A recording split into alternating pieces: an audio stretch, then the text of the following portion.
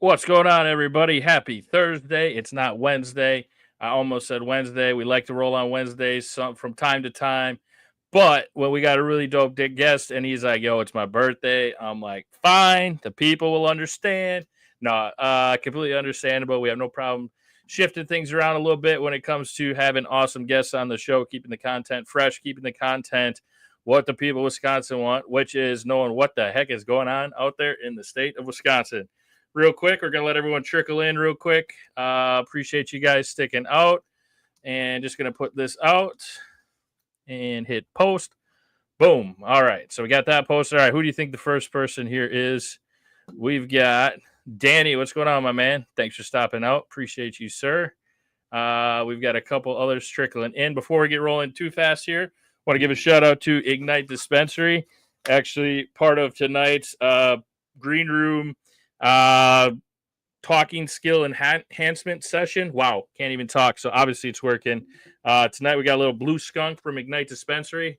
Shout out to the fine folks. This is from the Spooner location. Shout out to Things in Spooner. They're located in Spooner, Hayward. They've got a place down in Milwaukee. They've got it going on. We got Rob in the house. What's up, Rob? Thanks for swinging out, man. Appreciate you sticking with us as we transition to our YouTube stage of life, where we have a little more freedom and we don't get shut down every other day. So thanks for stopping out, man. Appreciate it. Doing pretty well, man. Hopefully you are as well. But yes, huge shout out to Ignite Dispensary for making tonight's show possible and being a partner for quite some time now. Before I keep yippity yapping, better than the book. Exactly. You got that right. And this Discord thing is pretty close. I promise. I'm learning so much. It's kind of crazy.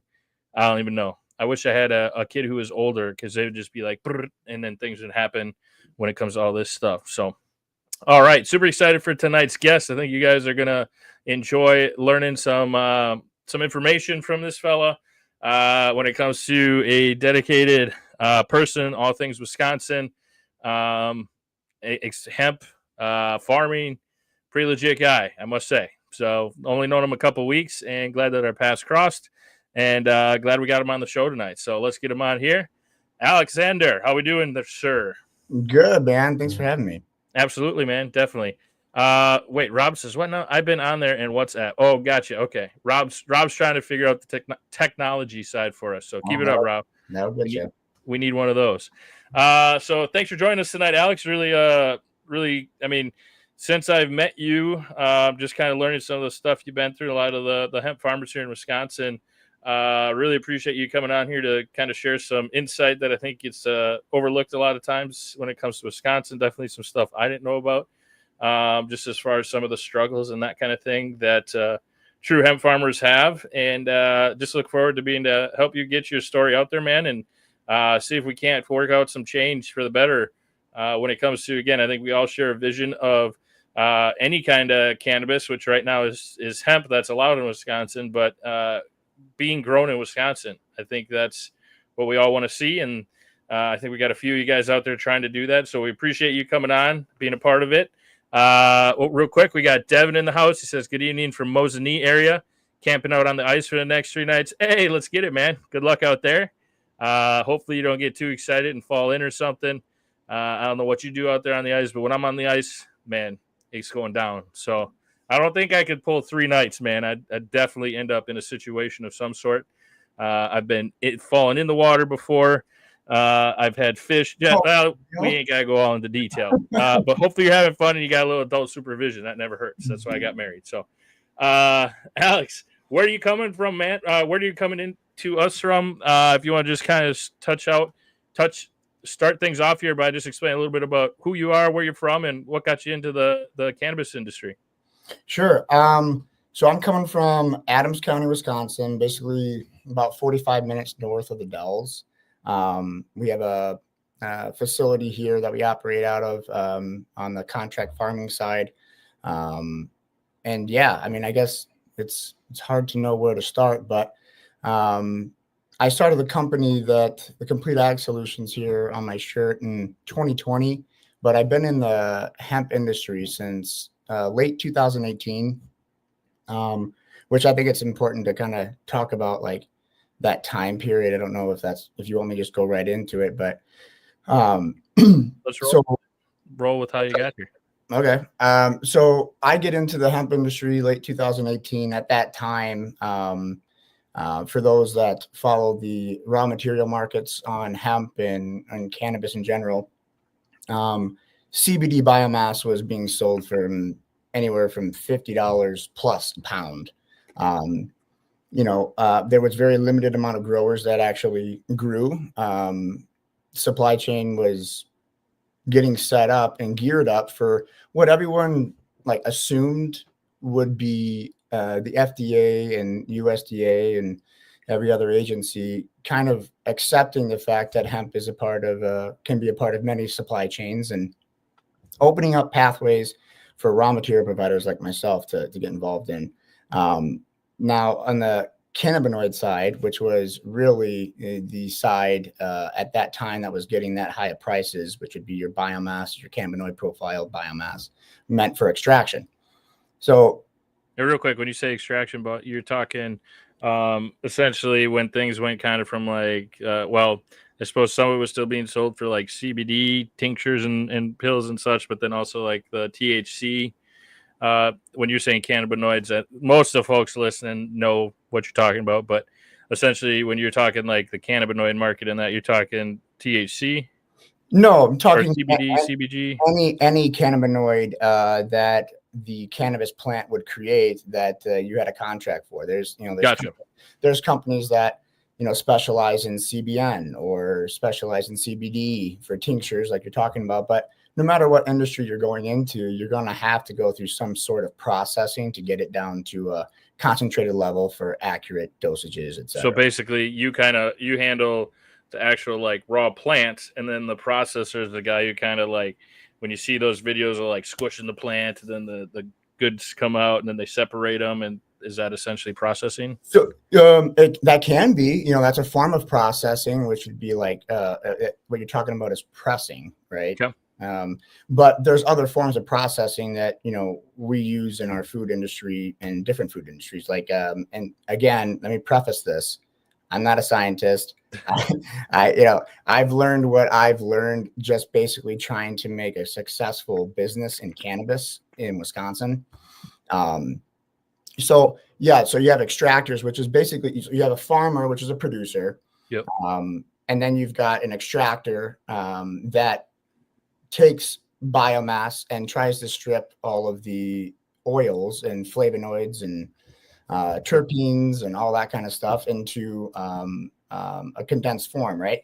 So then that is sold to further refinements companies, or sometimes those same companies that extract do refinement, but you're going down the supply chain to a more and more pure form of whatever desired cannabinoid you started off with in your genetic, right? Okay. Yep. So if you're going a genetic that's for CBD and you're obviously going after that, right? Sure. It's the bulk of the oil that's available. So 2018 biomass, CBD biomass is at $50 a pound. Basically at that time, and in my opinion, still to this day, farmers across the country are looking for alternatives to traditional row crops, corn, beans, winter wheat, all the normal things that you would think a farmer would grow, but they're not making a lot of money on those crops. Sure. A lot of those crops, again, this is just my experience and stories I've heard from farmers that I've learned from. Those crops are not making them a considerable amount of money. A lot of farmers actually have full-time jobs and they farm, which is well. And if I'm not mistaken, and again, I just you know a lot more because you're in the farming industry, but as you said, you've kind of learned everything as you go, and I appreciate that about somebody taking that risk and figuring out as they go. But it just feels like when I'm up north now, there's like it used to be a lot of open land and fields, but now I see like corn growing in these stakes with like plot number 4,234 or something. So is it similar to like a lot of businesses for farmers where like now there's just so many big corporations making these like corn? Like I feel like back in the day, I felt like I remember seeing like farmers and it's like, oh, they just make corn, they can make a living. Where I'm assuming that's getting harder because you're getting bigger farms now. Is that? Well, I think it's just, again, I'm not an expert in this at Sure. all. I'm just going to give you my opinion. I mean, any industry that is the size of the corn and bean industry, well, just look at it from the perspective of the farmer, right? Sure. There's farmers that are specialty crop farmers, or there's farmers that grow for food consumption, right? But then the majority of the like corn acreage is for either ethanol production or feed or silage, all those kind of things. And those crops, like if you're a farmer that's got 200 acres, right? And there's a contract for a vegetable canning company. They need thousands of acres, right? Sure. Well, the bigger farmers get those types of contracts because they have the Gotcha. infrastructure, the experience, the know-how, the risk mitigation, and the capital to do a project of that size. Whereas when you're talking to a farmer, say 200 acres, he may get a piece of that contract, down the line. But if he doesn't find a contract, if he or she doesn't find a contract that is, crop specific, like strawberries or whatever, the options they have to grow are limited based on what they can loan against, right? So, gotcha. So corn is, that's a commodity. It's the Chicago Board of Trade decides what a bushel of corn is worth and what it's trading at, right? So, crazy.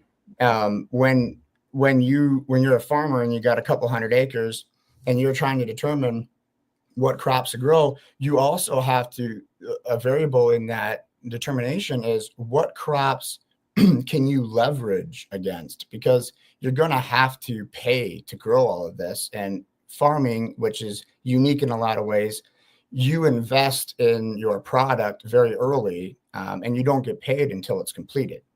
I had no idea that's how that worked. Right. So a lot of farmers work on what's, an operational loan. So essentially a line of credit that the bank will assign a dollar amount based on the acreage that you're going to plant times the price that the Chicago Board of Trade has set, right? So gotcha. Right. So then the farmer takes these loans out, he grows, and then at the end of the year, when he turns it into the co-op and he gets his checks, a majority of those checks go towards the bank that, financed it, which without those banks, they wouldn't be able to grow because they would have to front all the costs themselves, which is a problem that hemp faces because it doesn't have those infrastructures set up. Those financial institutions won't do business. Sure. So, you have 2018-19, you got these farmers all over the country that are looking for a third rotational crop option. They're looking for options to make the land that sometimes has been in their generation their land has been in their family for generations. Sure. So they looked at hemp. If you see your neighbor grow a cannabis looking plant, right? Yeah. and then he tells you that he made 50 grand an acre doing it, you're going to want to do it too. Yeah. So in 2019, when I was out in Colorado, basically the business in the hemp industry, the most profitable part of the business was actually selling the seed to grow it. Okay. Right. So I move out there because I got a call from a friend that owned a hemp company, and he tells me that he's selling the stuff for $50 a pound. And I wasn't even in the cannabis industry at that time. I was an advocate and user, which is a different story about, my path with it personally. Sure. But he calls me and tells me he's doing this. And I said, if that's true, and you're saying this is federally legal, I'll fly out there tomorrow as long as I can see a transaction take place in person. Then if it's what you're saying it is, I will leave my job and company, come out there, and I'll help you set up. Because he was always calling me, asking for advice and stuff. Sure. Well, I flew out there, and there's a U-Haul truck that backs into this warehouse, and there's super sacks full of CBD. And a transaction happened. I saw it for $100,000. So when you see something like that, coming from where I come from, you're like, oh my God, this guy has figured out a way to print money. Right. Right. No, and there's a lot of work going into it, but your end product is sustainable. The margin was so high, yeah, in regards to the farmer's cost of production. If you could sustain that across the country, I mean, you change the agricultural game, and that's what a lot of people thought would happen in 18 and 19, because they were anticipating a ruling from the FDA that would possibly make these a part of the supplementation market. Sure. So you had, I mean, I remember being out there brokering seed and and getting calls from people that said they were representing Coca-Cola, that Coca-Cola wanted to get into the CBD space, and everybody was curious. Yeah, so you had this ramp up and this huge excitement, and it was exciting, and it was you thought you were a part of an agricultural revolution, and me coming from where I come from, that it's sorely needed. Something needs to happen. Sure. So why not this, right? But at that stage of my understanding of things, I never knew like the amount of milligrams that can be produced per acre when you get down to milligram dosing, per product, right? So seed is being sold to farmers across the country, and I was part of it. And we all thought we were kind of changing the world, paving the way. Yeah, then 2019, the USDA, which they've done what I can only describe as a horrible job in categorizing, keeping track, and sharing accurate planting acreage, intended usage for that acreage. To give you an example, I was told that in 2019, 140,000 acres of hemp was grown. Okay. Right. So now, in hindsight, you look and there's X percent that was failed crop. There's X percent that was bad seed. There's X percent that got bad information on how to harvest this and they couldn't sell it. But regardless of all of those variables, there was still a massive oversupply of biomass, right? Sure. So you go from 2018 talking about $50 a pound, and you start making, all of these projections, and you try to figure out, well, okay, how do we disperse this increased capacity, because all of these rulings could be coming down and cannabis could be legal in all 50 states and everyone's gearing up. So because of that oversupply, let me back up. So in 2019, the price starts to crash. Okay. Right? And at that time, I'm the operations manager for this company, and I'm keeping track of it, right? And we're coordinating all of this biomass, and we're finding extractors to not convert it, but extract it to like crude oil, whatever, right? And it continues to drop and drop and drop. I mean, you talk about a kilo of crude, which usually takes around 30 pounds of input material to make, was selling for $1,500. And in the span of 6 to 7 months, it dropped below 500. So you had entire farming projects, you had entire venture capital investments, all pitched that the end product would get a $50 per pound revenue stream going. I mean, you're doing math and you're looking at it and you got to turn your phone sideways because of the amount of digits, right? For the amount of acres that are being grown. So as it's falling, I tell my business partner, hey, there really is no data to know how much was grown. We don't know. We try getting a hold of the USDA. At that time, individual states had individual programs. So it was hard to find out what was grown in state because that information wasn't shared. And then when it all turned over to the USDA, basically, they didn't do any better of a job. So we still don't fucking know. Sorry for the language. Good. But so it got to a point where it passed a sale price that would have been below what the standard operating procedure for planting, harvesting, growing, the cost associated with it, it passed that threshold where now, even if they were to sell it at crude, they wouldn't make money. Gotcha. Right. So yeah, then the companies that were around that had these huge stockpiles of crude started all going as fast as they could to retail. Gotcha. And my objection at that point was, hey, we're a farming company. We're supposed to be a farming company. We're selling seed for a price that, if you do the calculations on how much potential pounds are made per plant, you can't make it up. Sure. So what we need to do is we need to liquidate everything, sell everything, go back to the drawing board and figure out, how do we mechanize? How do we get more efficient? Maybe the reason why the market's crashing is because someone figured out how to grow it way better than we did. No one knew. Right. If it's something to learn, or could be nothing. So I ended up getting fired from that position because I had that position, and I called every one of the farmers and told them to sell behind my partner's back.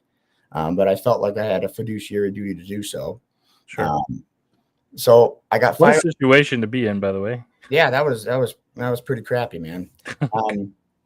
So I got fired, basically locked out of my company, including all of my contributions to the company. So I was basically broke and no job, and the entire industry was taking my partner's side because he had the bank account and he had all of the tools to do everything.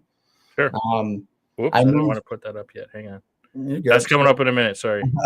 So I moved back to Wisconsin with the intention of starting a competing company, but instead of focused on getting other people to figure out how to grow this, my sole mission was to grow it and prove that this is a third rotational crop option. This can be profitable to the farmer, and this can spark industry in rural USA that is in need for purpose and things to do.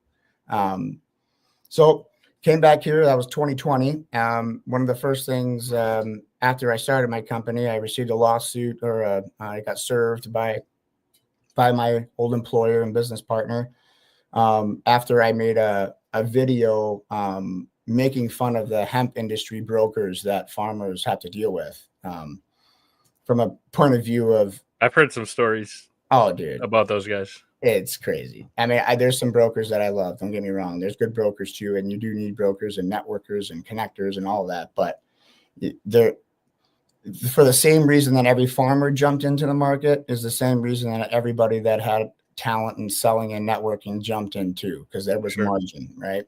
Yeah. 2019 hits, crashes. It goes by 2020. Crude is being sold for under $60 a liter. Right. Yeah. Remember, it takes, about 30 pounds on average to get to that liter.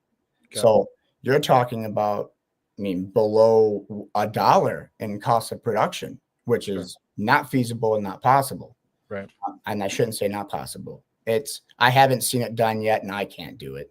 So I'm not saying it can't be done, but there's a lot of advancements that need to be made in our infrastructure as well as in our technology at farming scale. But so I came back here with the sole purpose of starting a company that would prove that we can mechanize. We don't need to transplant. We don't, if there's a need for this much oil in the United States, there's going to be a sector of farmers that are in cannabinoid oil production that grow it almost like a row crop.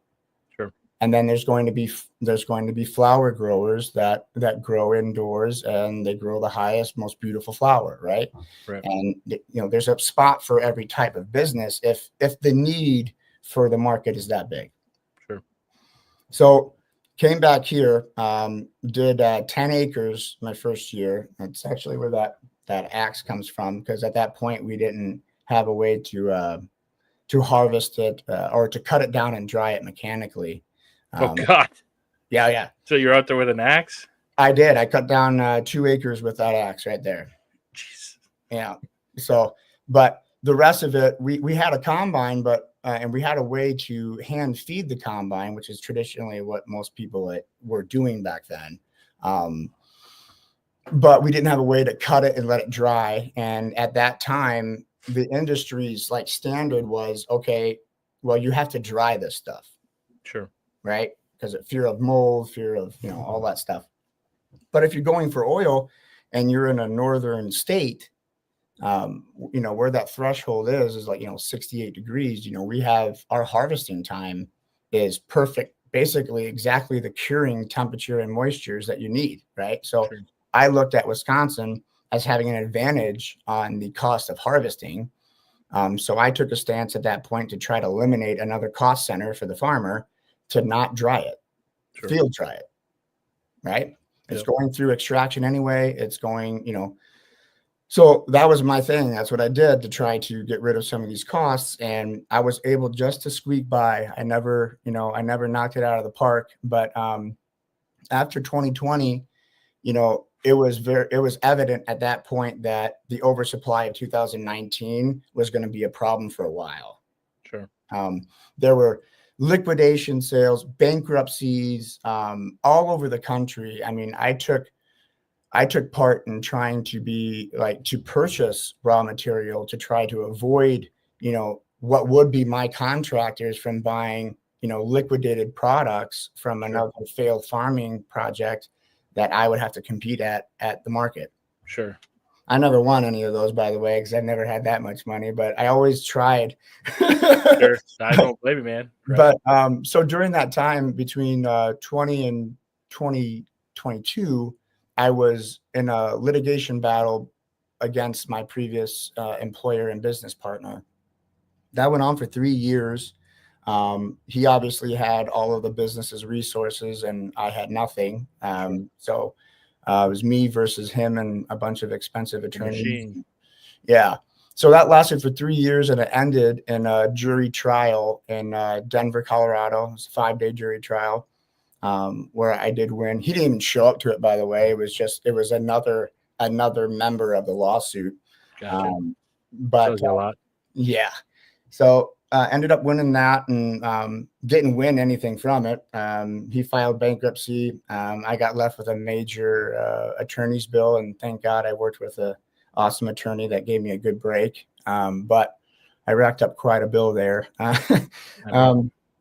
So came back here and I kept to myself because I truly believed that if we focus on the farming, the raw material side of this, and we can make it profitable or attractive for farmers to choose this crop, whether it's for grain and fiber or cannabinoid production, which in my opinion, the third rotational crop option is grain and fiber. It's not. Sure. What I've learned now is we don't need that much flower grown in the US. We don't. But if we really wanted to put a dent in the 93 million acres or whatever, 90 million some odd acres of corn, we're going to have to come up with a supply chain to get to the customer and offer a product that can be a substitute for raw materials. And the lowest hanging fruit for that has always been, soft woods, like for pulping. So in 2021, after realizing that, there's not a lot of people out there, extractors that are making crude oil that want to contract farmers because they can just buy it from these massive stockpiles that people are liquidating. Sure. So I focused on grain and fiber. I found a company from Colorado, or actually I think they started in Santa Fe, California, somewhere out west. They had presented me with an offer basically to grow grain and fiber, try to prove the concept for a dual crop that would provide 2 revenue streams, actually 3 if you break down the stock. So, and the intention was to do it and use it as a 35% mixture with softwood pulp to offer reduction in the need for softwood trees. And I think it's a great idea. I mean, who doesn't want to save trees, Right. So, and learning what I had learned over the 3 years before that with the lawsuit and the things that I uncovered, most of one of the things that I uncovered was bad people do bad things and bad people lie. And unfortunately, there's not a mechanism or anybody for a hemp farmer to call when someone steals from them. There's not. Right. You have to have big pockets to go after people. So I required an upfront payment, and that's when I started that policy. I'll grow for you, whether that be CBD, CBG, or whatever genetic you want me to grow for you, but I'm not going to use a contract that you give me on a set price if I can't loan against that contract in the same way that a corn farmer loans against his corn production. Sure. There's no mechanism for that in the banking industry for hemp.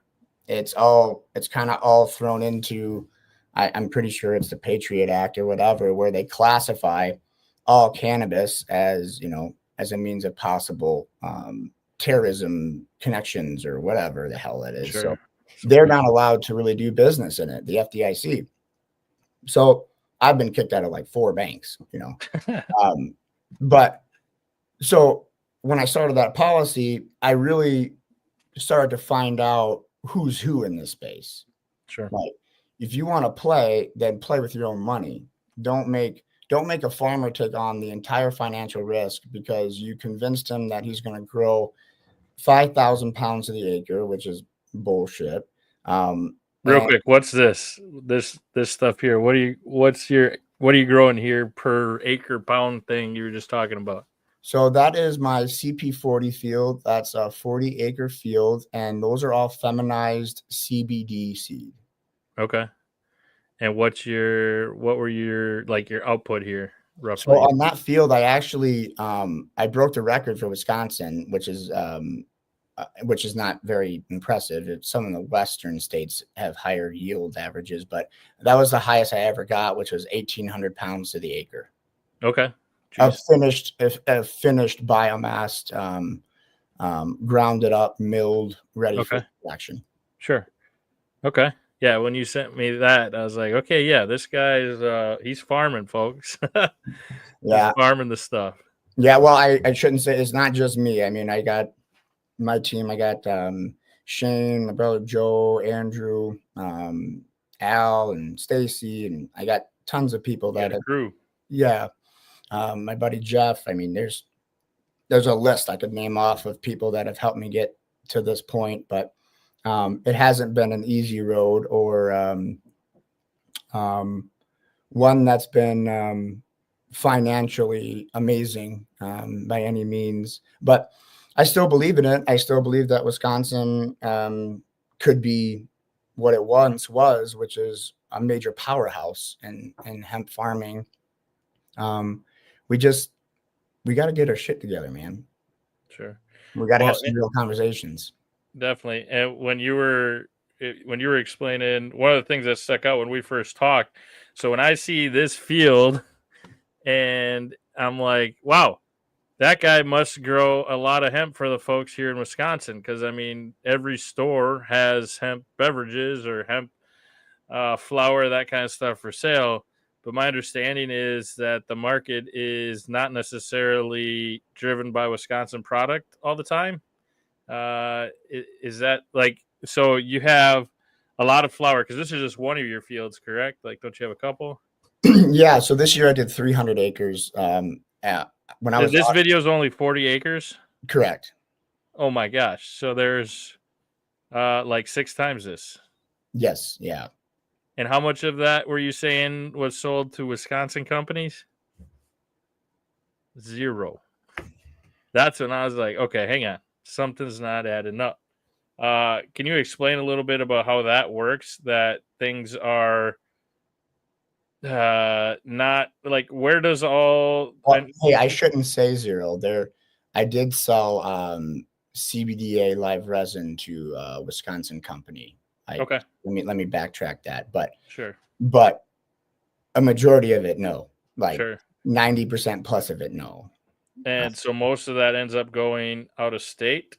Yeah. So like traditionally over the past like 5 years, I spend after harvest, I'm, working my butt off, me and my crew, trying to get out of the field, get things in bags, make sure that, everything is good, and sending trucks out.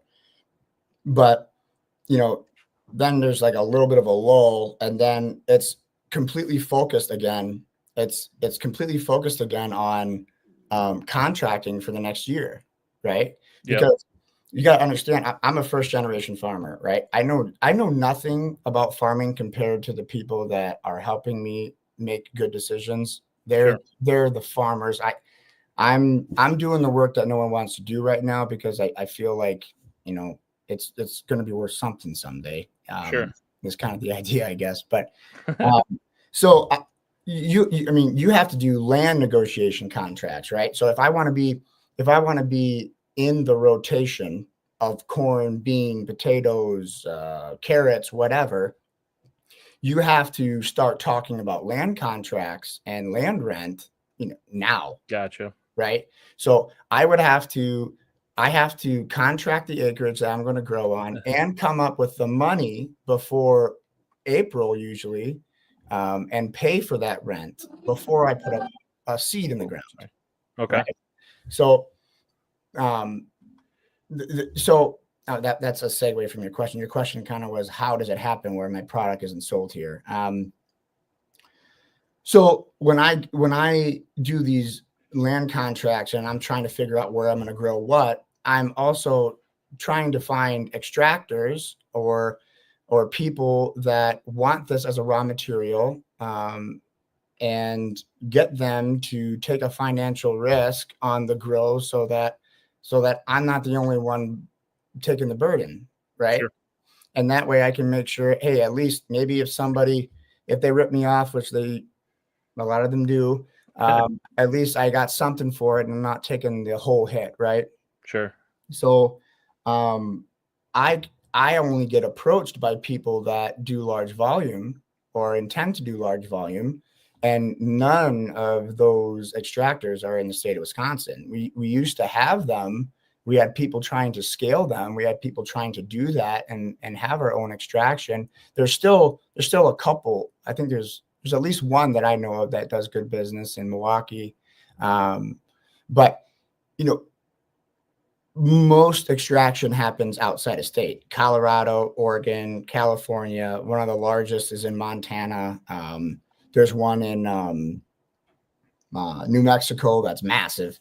But those are the people that were contacting me, and those are the people that were willing to share in the financial risk. So I didn't have a say where my product was going or what it was doing. I just knew that I found an extractor that was going to buy my raw material in the same way that I sell my corn to the co-op. Sure. Right? Yep. A little bit of creative contract writing so that I don't need an operational loan, and we get them to put some of that money up front to help out with some of the costs. Right. So I at that, after 2019 with the massive oversupply, market starts coming back, right? Mm-hmm. It starts creeping up. But by 2022, it was just getting to the point where my infield practices were cutting enough costs to where I could almost compete at the market price. But now I have fresh biomass. Okay. And they're trying to extract old biomass, right? Right. Which has a separate list of problems. Sorry,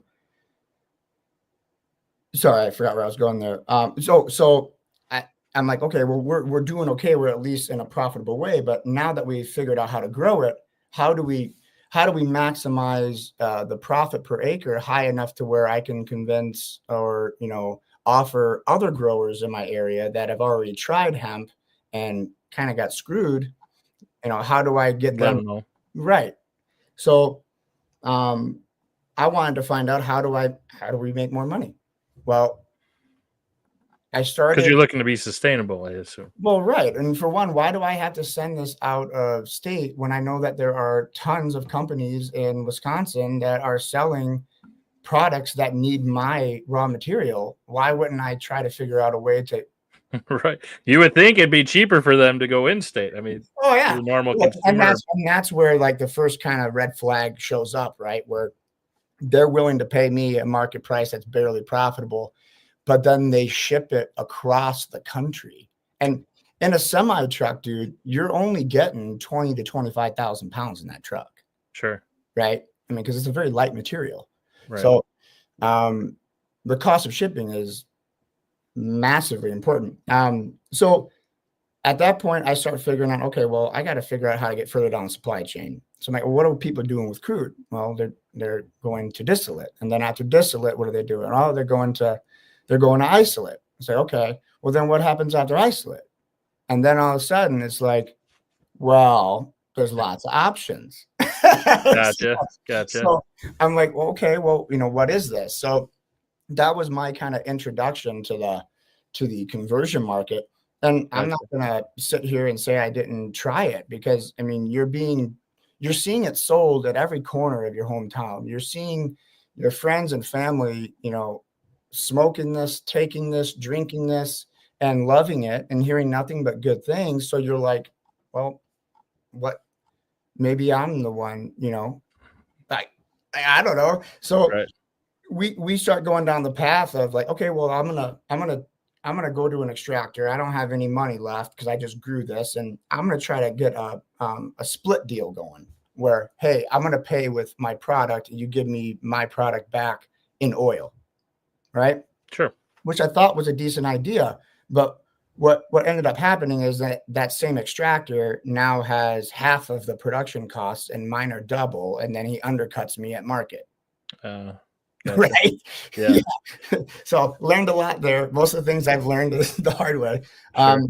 So now I got to get down the supply chain. I got to get to distillate. I got to get to isolate. So, I mean, I'm driving barrels of hemp oil to extractors to get to the next stage. And at every stage, I'm incurring another cost, right? Yeah. Or my inventory is decreasing, so my sale price has to go higher. And I was doing all of this just to find out, like, where does this product go, and how can I cut some of those cost centers out, like I've done with the farming and planting, and bring this back to Wisconsin and say, we're good. We got our own thing, right? Right. But you get to a point where now you're in a lab that this does not look safe. You start getting introduced to groups and people that are willing to make things out of the CBD that you busted your butt making, and making sure that it was to the safest and purest that you could. And then they're converting it into these things, and then turning around and dumping them back off in my state. Sure. Right. So over the last 2 years, I've had 2 semi trucks stolen from me. Like straight up, just stolen. They usually start off by paying for the first truck up front.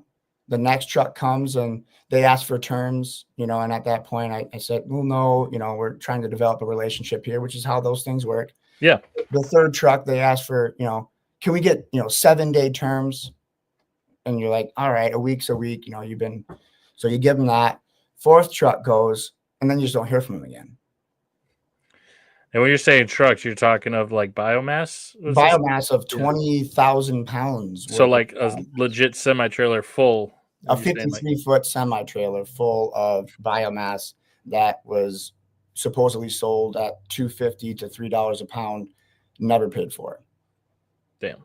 Right. And then so now I have to incur a cost to try to go chase people down. But these people, they don't exist. They're not real. Most of these companies that are dropping products off in our state, if you to go back to try to find out who you would need to serve to try to litigate, you can't find them. There's a new company started the next day. Could you imagine trying to, and again, don't get us wrong, there's plenty of good Wisconsin businesses out there. I do think they're few and far in between. Oh, yeah. I'm talking about factors. But a lot of these products, if you were to be able to trace where the ingredients came from, I feel like some of them you'd be going around the world and back again. Like there's just no, and again, we don't want overregulation. We don't want somebody watching, every time you go to tend your crop, you got to have an inspector out there with you or something, that. But unfortunately, Right. Unfortunately, some people don't have a moral compass, and their compass is guided by money. And that's where I think, in Wisconsin, we have a unique opportunity to, with the loophole, however you want to call it, I don't like using that word, with the current lack of oversight. I feel like it would be a great time for us as Wisconsinites to come together and figure out a system to put in place very quickly, to then, when they try to say, well, hey, no, you can't grow this and do all this here, we as a community of Wisconsin have figured it out. We don't need to send it to Cali to buy from Oregon and do this or at the other, and it feels like there's a lot of potential there. But I feel like also there's a lot of people who've gotten used to, because again, it sounds like the main reason somebody from Wisconsin doesn't buy from you is because they can get it cheaper from somewhere else. So now they're used to making those margins. So again, you want to do the right thing, but I'm assuming they're buying a lot, and it's going to be, it's just, man, it just feels like we're missing the mark. Yeah, there's multiple problems, and we could talk for days about each of them. I think you hit it on the head, though. If you create a situation or an environment in a state or in a federal capacity that doesn't allow for good business people that are willing to put their name as a part of their brand and a part of their product and their business in their local community, if you don't provide a way for them to compete in a safe and equal manner, they won't. Sure. They won't. So then all you have are people competing, exploiting massive gaps in our system. And Wisconsin, in my opinion, is one of the worst examples of this. Sure. We have products that you can drive down. I go to these smoke shops and all these places, and I get so freaking irritated and so mad walking in, because you're walking into a dispensary. Right.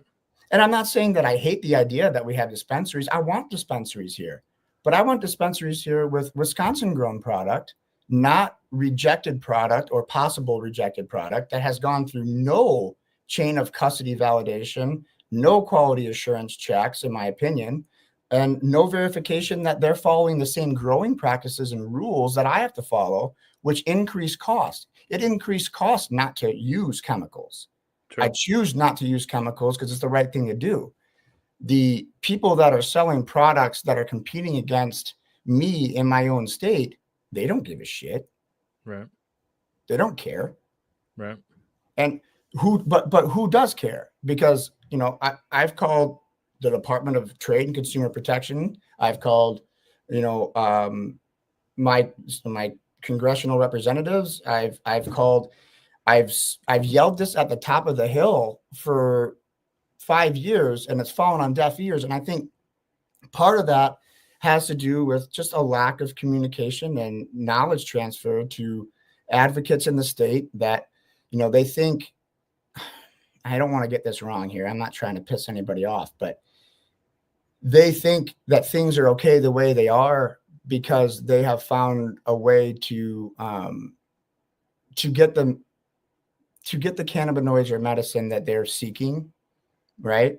Sure. And they can buy it at their local store. And in their mind, they have a hard time understanding why or how a retailer or a business in a community would be willing to sell something they don't know if is safe. Sure. Right.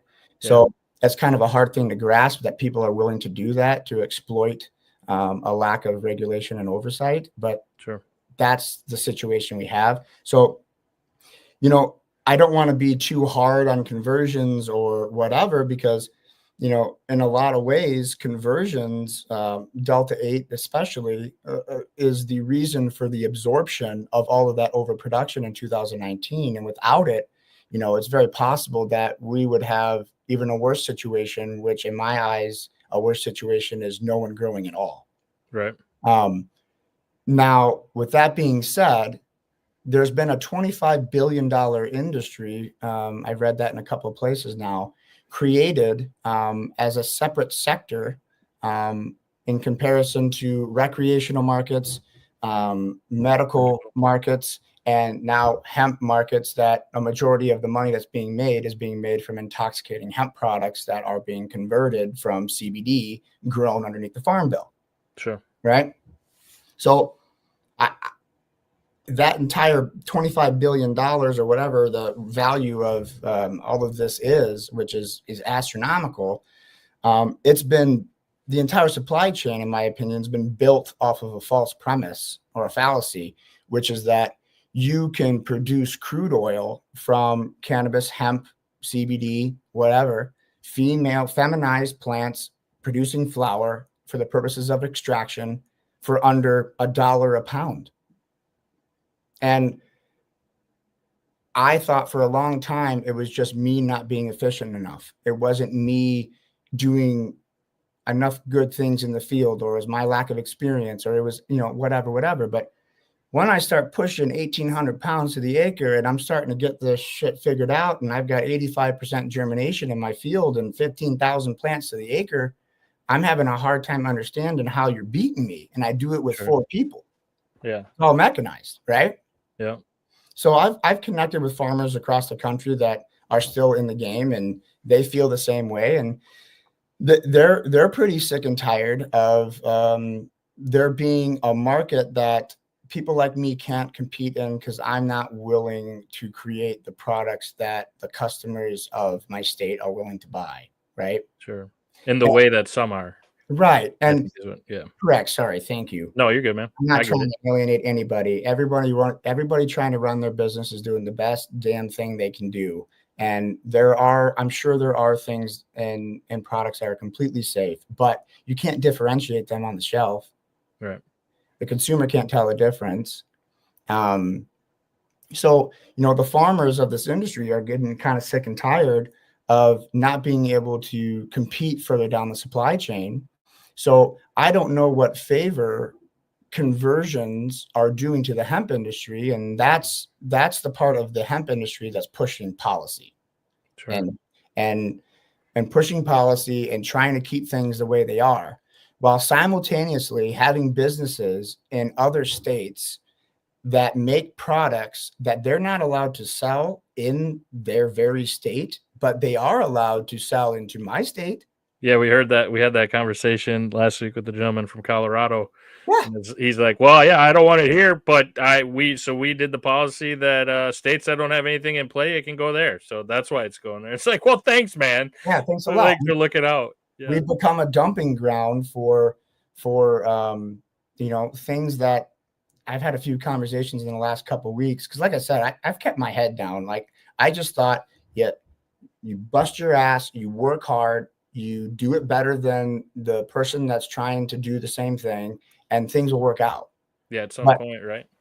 It's impossible, not impossible, but it's inconceivable to go into this industry and realize that not only are you fighting almost every not fighting, but having to deal with almost every 3-letter agency trying to contain it and block supply chains that would get us to the consumer, whether that be for herd or fiber or grain. Sure. And then accompanying that, zero regulation, zero effort to make regulation, zero effort to talk to people like me or answer my phone call who can clearly describe what the problem is. Because like I've told you, I have followed this from seed all the way to isolate and conversions. I know where this shit's happening. And if it was a good thing, I would continue in it. I would start a lab. Right. How much THCP do you think is made in the state of Wisconsin? It's a good question. Probably not much. I've never met a single person making it here. How much HHC do you think is made in the state of Wisconsin? Right. Again, there's probably not even people that know how to make. Not many people know how to make that. I don't even. You can easily go buy an SOP. Oh, sure, I got you. Yeah, you can buy an SOP. You can pay thousands of dollars and fly in somebody that's a chemist, and he'll set you up. And That's how that works. Gotcha. Oh, absolutely. It's happening everywhere, and that's the problem with the current approach of our state and federal regulators and policy writers and whatever have you, is they still think that they're dealing with the types of people that will receive a letter and stop. They're not going to stop. Right. They're going to stop. Now, if I receive a letter like that, I'm going to have to stop because I'm in my own community. I'm representing my products here. I'm putting my face and my name on it. Right. And these people are hiding in states that they can't sell their product in, and they're dumping it here. Yeah, they're just shipping it, right? So yeah. But neither side of the political spectrum seems to want to do anything. Well, that's what's really crazy. Like you were talking, like I thought when I signed or when Let's Legalize Wisconsin, I thought it was just going to be. I've taken THCP, I've taken THCA flower. I've sat down with Senator Agard. I've sat down with Voss's Hate. I've sat down with all these people. I explained to them what's going on. You can tell they comprehend, and it's just like, yeah, but there's nothing I can do. It's like, this is our people consuming these products. But that's bullshit. What do you mean there's nothing you can do? Right. Exactly. What about having a press conference? Right. Why don't why don't we look into some of these products? Why don't we even have a conversation? You know, if I even bring up the fact that I want to revisit either, and I'm not saying ban, I'm not even saying ban conversions. I don't know. I don't have enough information, but I can tell you that there is no raw material provider supply chain system set up that's sustainable for us to grow in Wisconsin, when all Wisconsin retailers and downstream businesses, all they have to do is buy product from anywhere and everywhere because our state refuses to address it. Now, at the same time, THCA gives us basically a direct line to the customer, because the other biomass products or raw materials need to go from state to state to get converted into these intoxicating hemp cannabinoids in order to be shipped back in and then sold, because people are looking for it, right? Sure. They need it. Well, if there was a clear pathway for THCA to be okay for the state of Wisconsin, then you wouldn't even have to ban conversions. They would just go away. Right. Right. So, you know, people get mad at me about saying that because they're like, well, you know what you're doing. You know, that THCA is, you know, this, you know, I get what you're saying. And yes, apparently we have to play a game even in our own state. Right. But if we're going to play a game, let's play with true medicine and find out how to regulate it safely and block all these things that are poisoning our supply chain here. And then, because what is the alternative? Is the alternative that we speak out and we get rid of the conversion market, leaving no market at all if you don't allow THCA, right? Yeah. Or do we partner with movements such as the recreational market, which I love the idea of having recreational marijuana legal in the state of Wisconsin. Cool. That sounds great. Sign me up. What have we found out about newly recreational market like approved states? You know it. Yeah. They're not growing either. Those farmers that, you know, put their names and everything behind it, you know, saying we want recreational. Correct me if I'm wrong, but didn't we hear that, you know, one of our neighboring states hasn't put a seed in the ground in 18 months? I did, yeah. While simultaneously stocking every shelf of dispensaries with out-of-state product. So are we going to go into that camp? Because that sounds to me like a farming business in Wisconsin that I'm out of business. Because if I can't grow for a year, then my entire business is growing. That's my what I right. do. Yeah. What am I supposed to do? Do I become a broker for all of the businesses that have contributed to the lobbying campaigns of the recreational market, and this is how they get their payback? I don't know. I don't know if that's true. It's just I don't know what route to take. All I know is Wisconsin needs to have this conversation, and the people of Wisconsin, the consumers of Wisconsin, drive what's being sold, what they're willing to buy. And I feel if we educate them the way that you and your channel has been trying to do, if you're not suppressed as much as you are, which is crazy to me. But if we continue doing that, I think that we can make a program in Wisconsin that doesn't need the recreational market. It doesn't need the hemp conversion market. It has its own market. It's a cannabinoid market that's regulated. We could do something like that, and the state has the power. So that's why I don't get when like you say stuff like that senator or whoever you're talking to that says that there's nothing we can do. I'm sorry, but bullshit. Yeah, no, it really is. And I mean, again, I hear a lot of business talk of what we have is good enough, but the consumers of Wisconsin don't think what we have is good enough.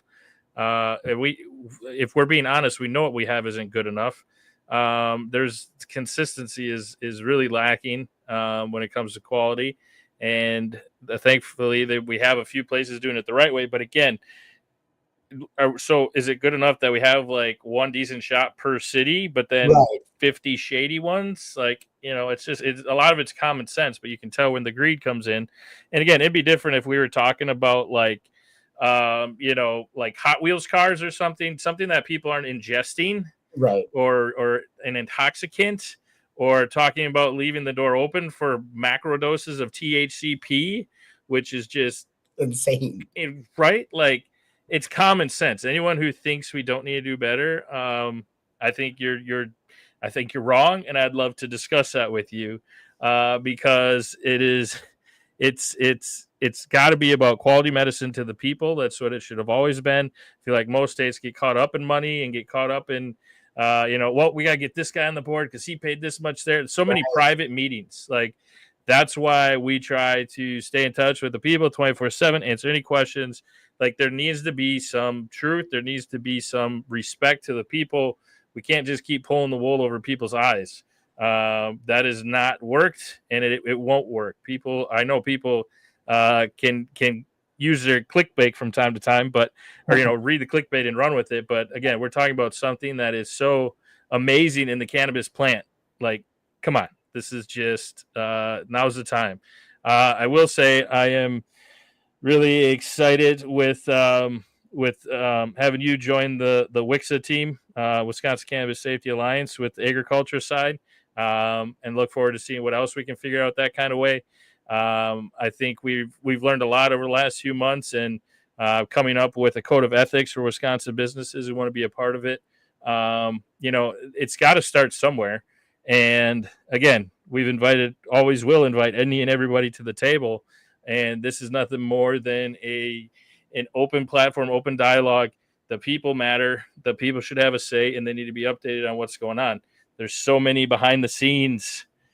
Oh, we're working, but don't ask, or we can't tell. I don't know. It's just crazy to me.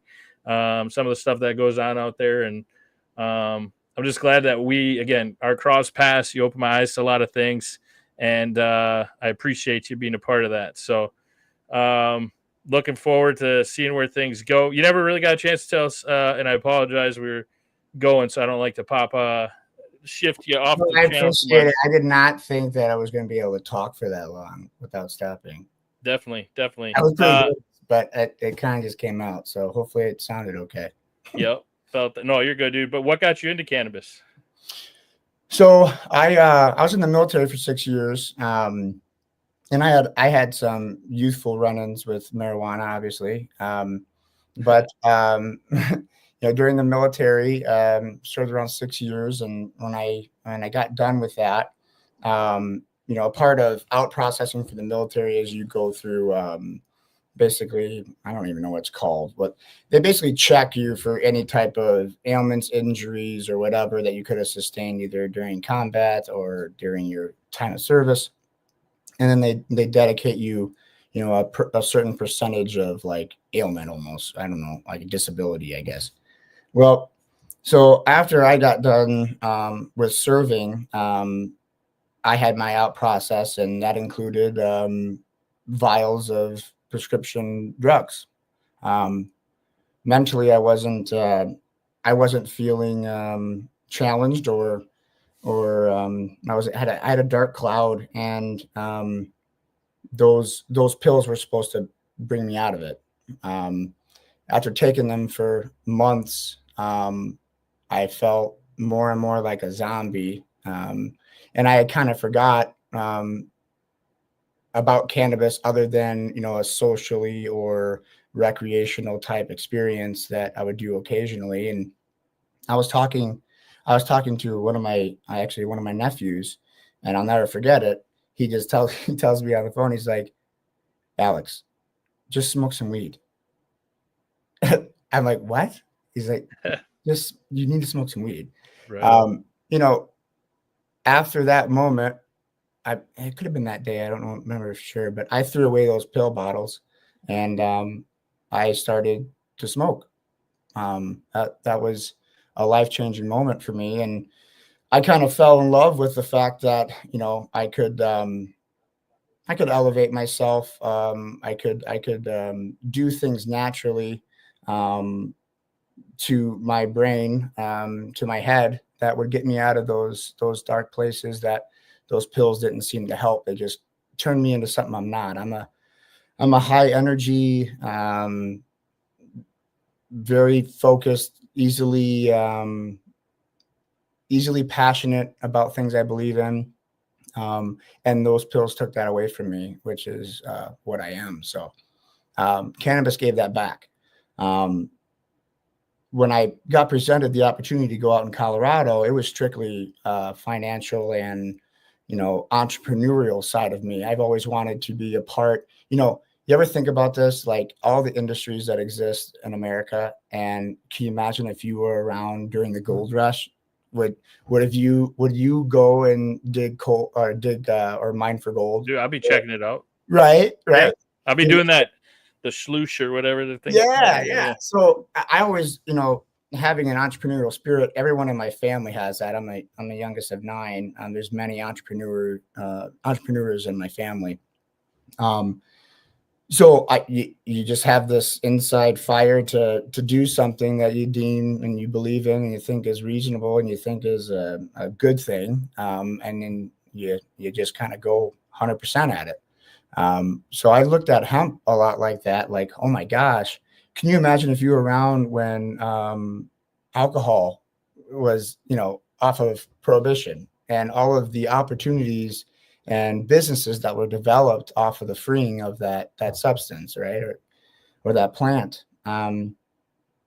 So I wanted to be a part of that. I wanted to be a part of something. I wanted to be a part of something that I loved to do and I believed in. And there's not many of those things left in not just our country, in the world. I mean, there's not a lot of emerging things that the average person, which I consider myself an average person, can just dedicate themselves. And if they work hard enough, they could be a part of something from the ground up, So that was really my driving force. But then when I got out there and I saw what was happening, especially during the market crash, I was not raised to benefit off of the pain of somebody else. For sure. And I took that pretty seriously. And I made a decision that basically lost everything that I had accrued and had to start over. I've had to start over several times in this space. And I'll continue to do so until, until I'm either in the grave or I go down swinging. So, well, I think the people got your back, man. It's, I think your story, your journey, I mean, to me, when I say story, it sounds, like a thing that's made up or not around anymore. But to just know there's somebody that's put as much work into trying to figure this out and do things the right way as yourself. Really glad that, again, our paths crossed, and I think we share a similar mission and being true to the people, and finding the people who are in it for the right reasons, who aren't trying to manipulate and run things the way that, they and their secret team need to do it. I think we've got Marcus brought up a good point. There's a couple awesome veteran cannabis groups established. Shout out to Balanced Veterans Network and Eric, who's a part of WIXA.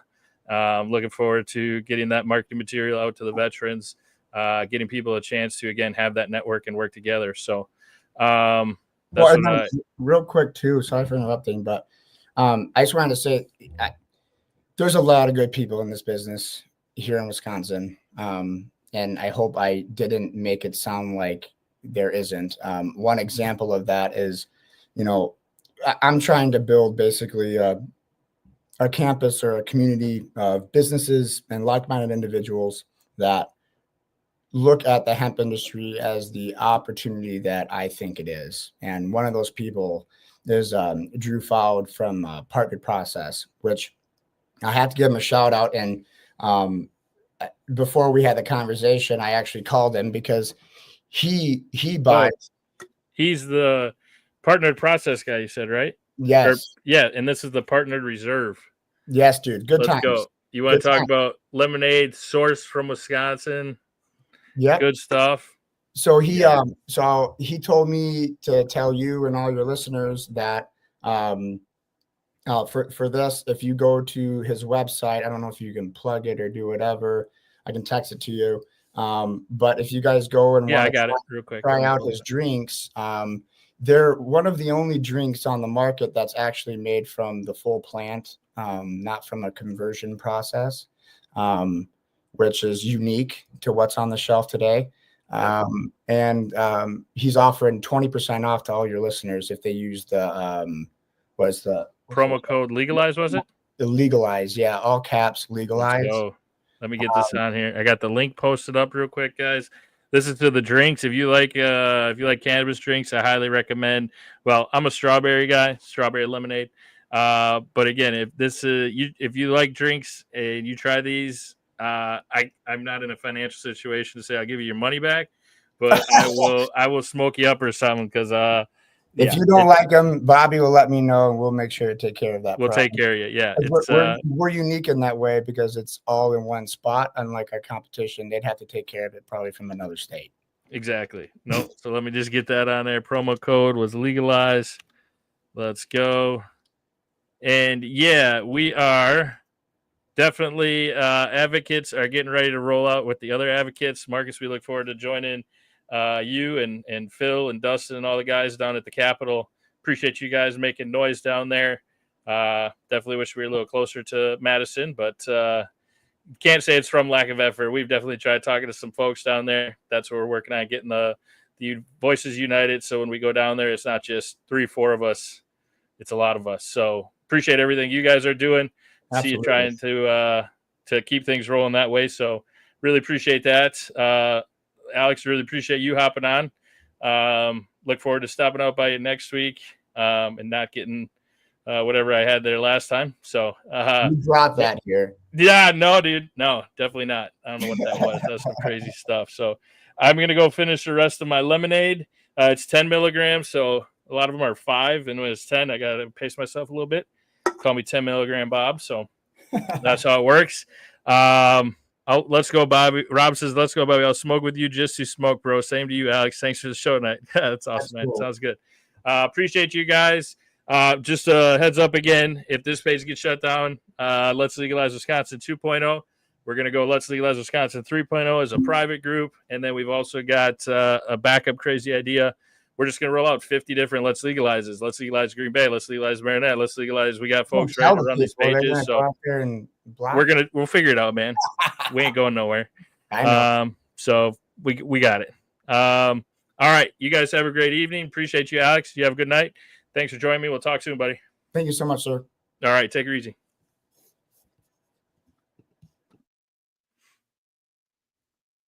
easy.